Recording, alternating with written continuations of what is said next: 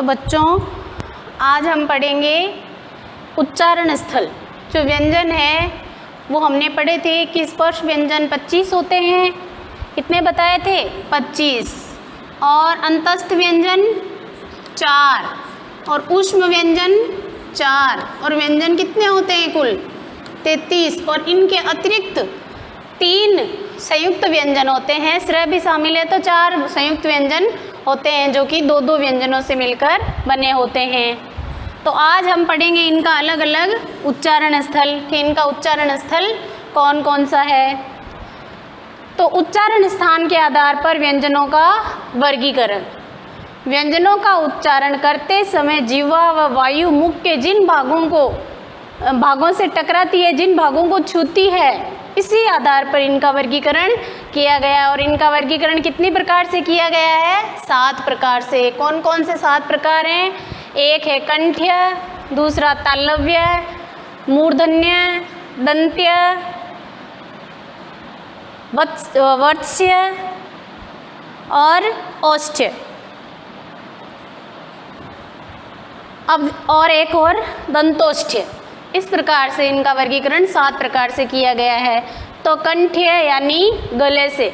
बहुत हम लोग उच्चारण करते समय शायद ध्यान नहीं देते या इधर उधर से उच्चारण कर देते हैं, तो वहाँ पे हम गलत हो जाते हैं। इसमें होता क्या है? क, ख, ग, घ, ङ, ह तथा विसर्ग अतः वाला है, वो ह के उच्चारण की ध्वनि आता है। ये सारे कंठ्य यानी यहाँ से बोले जाते हैं, कंठ में से बोले जाते हैं। और अब है तालव्य। तालव्य आप अपनी अंदर जो जीभ है, ये जैसे ये हमारी जीभ है और ये अंदर का जो ऐसा पोर्शन है, ये वाला यहाँ तक, ये तालव्य है। यहाँ पे एक छोटी सी और जीभ जैसी आकृति है, तो ये तालव्य है। जीभ जब इस चीज़ को यहाँ टच करेगी तो ये तालव्य होगा। जो हमने पहले बोला था वो तो गले में से यहाँ से आवाज़ आ रही थी, क, ख, ग, घ। लेकिन जो ये तालव्य वर्ण बोलेंगे हम, उच्चारण करेंगे व्यंजनों का, तो उसकी जीभ यहाँ पर टच करेगी। जो ऐसा भाग है हमारे मुंह में, उस जगह को टच करेगी। च, छ, ज, ढ, ञ, य, र, य, श। इसमें जीभ का आगे का हिस्सा नहीं लगकर जो हमारी जीभ है, इसके बीच में से ये ऊपर होकर तालव्य को टच करती है। आप बोल के देखो, च नहीं बोलते हो, जीभ ऊपर से बोलते हैं, यानी जीभ के आगे के हिस्से से अगर आप बोलोगे तो वो च का सही उच्चारण नहीं होगा। कठोर तालु इसी को कहा गया है, जो आप अपने मुंह में जीभ घुमाओगे और ये जो है एरिया, ये कठोर तालु है। अब मूर्धन्य, कठोर तालु के अगले भाग से मूर्धा होती है। आपके मुंह में ऐसी आकृति भी है, देखो ये यहाँ पे जब जीभ टकराती है तो वो होते हैं मूर्धन्य, और यहाँ से फिर अपने दांत शुरू हो जाते हैं।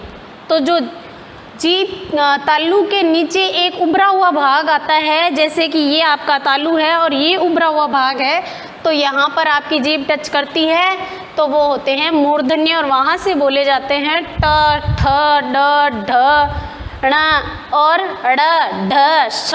ये यहीं से बोले जाते हैं। इसमें जीभ का आगे का हिस्सा ज़्यादा काम में आता है, इनको मूर्धन्य कहा जाता है। कठोर ध्वनियाँ हैं ये। अब है दंत्य, दांतों से। जब आप त, थ, द, ध, न, स बोलते हो तो ये हमारी जीभ दांतों को टच करती है। तो आप देखो ये श जो है ना, तीनों जिनको हम एक जैसा ही मानते हैं, ये एक जैसे नहीं है, ये 3 जगह से बोले जाते हैं। ये तो कंठ से बोला जाता है, और ये मूर्धा से, और ये दांत से। तो ये चीज़ें भी हमें याद रखनी है। तो दंत्य यानी दांतों पर जब जीभ टच करके बोलते हैं, त, थ, द, ध। आप उच्चारण करना, खुद बोलना, तभी आपको अच्छे से समझ में आएगा। इनको समझने से, इनको पढ़ने से ज़्यादा समझने की ज़रूरत है। प्रैक्टिकली आप करोगे तो आपको इजी से समझ में आ जाएगा। अब है वत्स्य, दांतों की जड़ों से।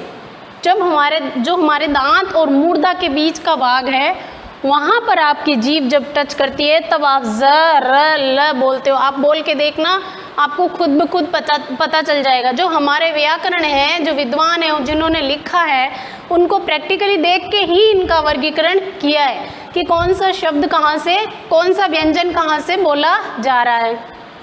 अब है ओष्ठ्य, होठों से जब होठ आपस में चिपकते हैं इसको द्विओष्ठ्य भी कहते हैं। तो प दोनों होठ का में आ रहे फ ब भ म, तो इसलिए ये कौन से हुए, होठ है तो इसलिए ओष्ठ्य। और इसके अलावा और कौन सा है, दंतोष्ठ्य।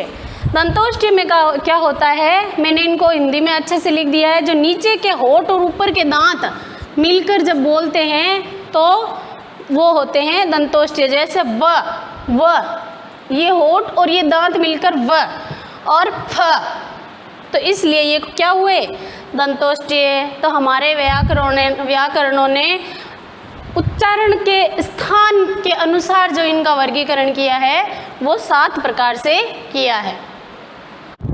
तो बच्चों आगे हम देखते हैं संयुक्त व्यंजन। संयुक्त व्यंजन क्या होते हैं, 2 या 2 से अधिक व्यंजनों के मेल से जो बनता है वो क्या होता है, संयुक्त व्यंजन। और इनकी संख्या है 4, जो है क्ष, त्र, ज्ञ और श्र, जो मैंने आपको पहले बता दिए हैं। फिर भी मैं आपको एक बार और एक वर्ण बता देती हूँ। जैसे आपको मैं जे ही बताती हूँ। ये इसमें क्या होता है, ज हलंत, ये हलंत और ए, इससे क्या बनता है, ये ज्य। इसी प्रकार क हलंत, श हलंत, अक्ष, त हलंत, र हलंत, त्र और अ फिर त्र, और स हलंत फिर र हलंत अ, श्र। तो ये आपको आ गए होंगे अच्छे से। अब ये जो संयुक्त व्यंजन में पहला व्यंजन स्वर रहित और दूसरा व्यंजन स्वर सहित होता है, इस लाइन को मैंने नोट लगा के लिखा है। ये आपको मुझे बतानी है कमेंट करके कि कैसे पहला व्यंजन स्वर रहित होता है और दूसरे में स्वर होता है, वो कैसे होता है, ये आपको समझाना है। अब देखो द्वित्व व्यंजन। द्वित्व व्यंजन कौन से होते हैं, एक व्यंजन का अपने सम रूप से मेल।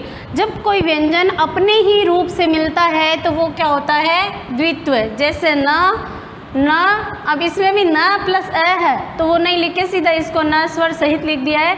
तो न हलंत न, ये बन गया अन्न।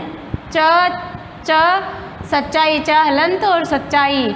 म हलंत म, चम्मच। त हलंत त, सत्ता। सत्ता को 2 तरह से लिखा जाता है, इसको ज़्यादा मान्यता दी जाती है क्योंकि वो ल जैसे लगने लगता है, इसलिए सत्ता को 2 तरह से लिखा जाता है।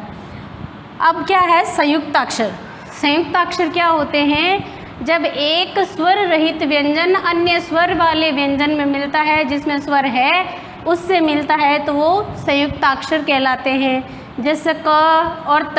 क तो हलंत है लेकिन त में स्वर है, तो ये हो गया क, तो संयुक्त।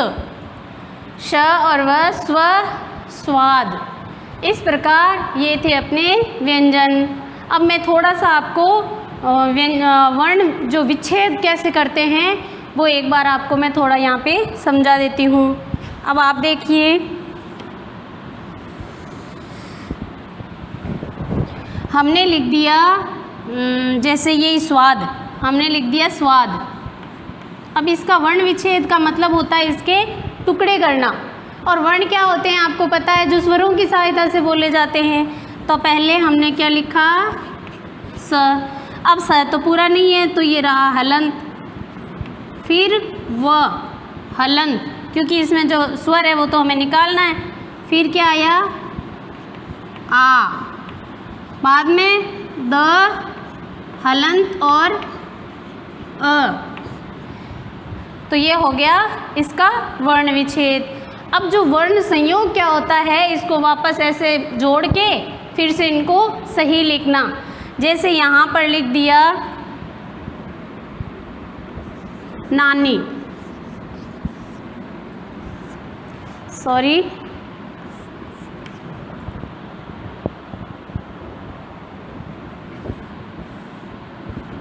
हम यहाँ पे लिखते हैं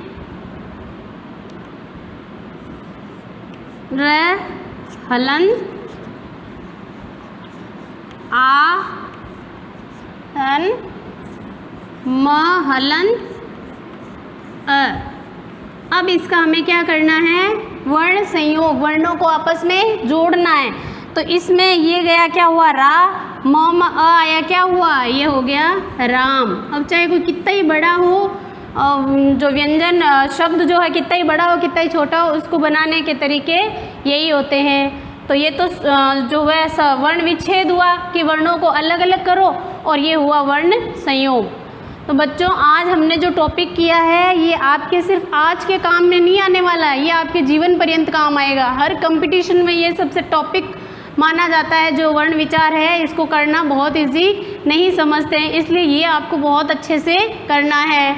और इस चीज़ का आप मुझे कमेंट करके बताओगे कि कैसे ये स्वर रहित और स्वर सहित है, आप एग्जाम्पल देके बताओगे। Thank you.